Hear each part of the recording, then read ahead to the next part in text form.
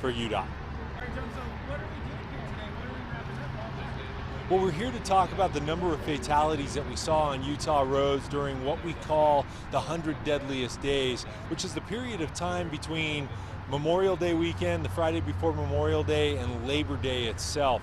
And this is the period of time on Utah roads that we typically see about a 50% increase in fatalities compared to the rest of the year.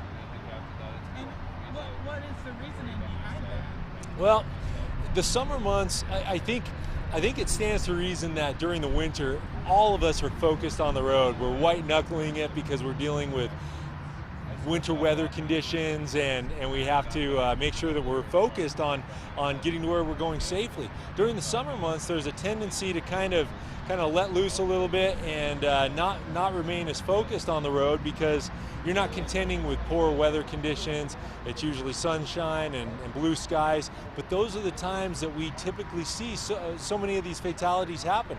People are maybe not paying as close attention as they should, and when they ease up on some of that focus, it's easy to have some of these crashes happen.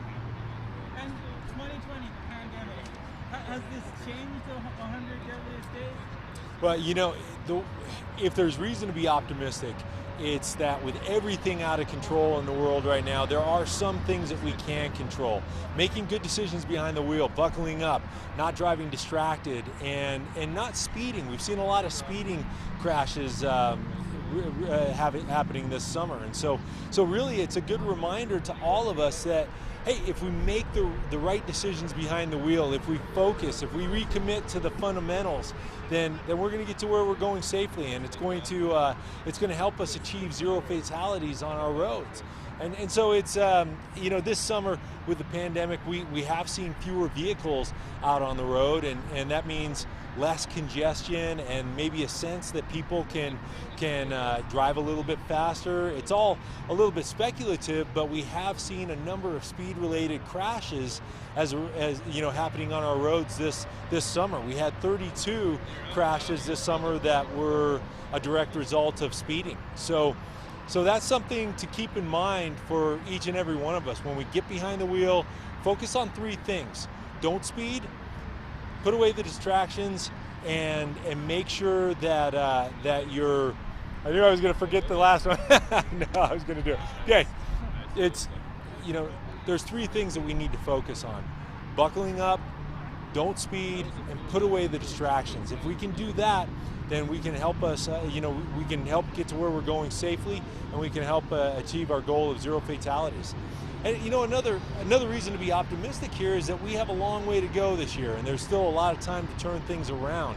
And every day is a fresh start, and it's a chance for us to have zero fatalities on our roads. If you look at the numbers happening this summer, we had 102 fatalities on our roads, but 51 days out of that period of time, we didn't have a single fatality on those 51 days. So we can do this. We can make smart decisions as Utahns. We can make sure that we are getting to where we're going to safely, and protect the lives of ourselves, our families, and everybody else on our roads. So over the years, we have actually made progress. We have. I mean, last year was an incredible bright spot. We saw fewer fatalities on our roads during the summer months than anyone can remember. And so if we can do it, if we could do it then, let's do it again. We want to build on that. We want to be heading in the right direction. Each and every one of these numbers that we talk about, when we talk about 102 people, these are lives, these are families that have to go through this terrible tragedy, this terrible grief, and it's also incredibly preventable if we just make the right decisions behind the wheel. Focus on three things: buckling up, focus on the road, putting away those distractions, and make sure that you're not speeding. We've seen far too many speeding crashes happening this summer. And talking about just staying focused, Kurt and Colby, they're one of the stories I got choked up talking to them. They have to go back into this and everything. What's the kind of message to drivers and all that? Well, we're so fortunate that Kurt and Colby, didn't have, let me say that again. We're so fortunate that the crash that involved Kurt and Colby wasn't much worse.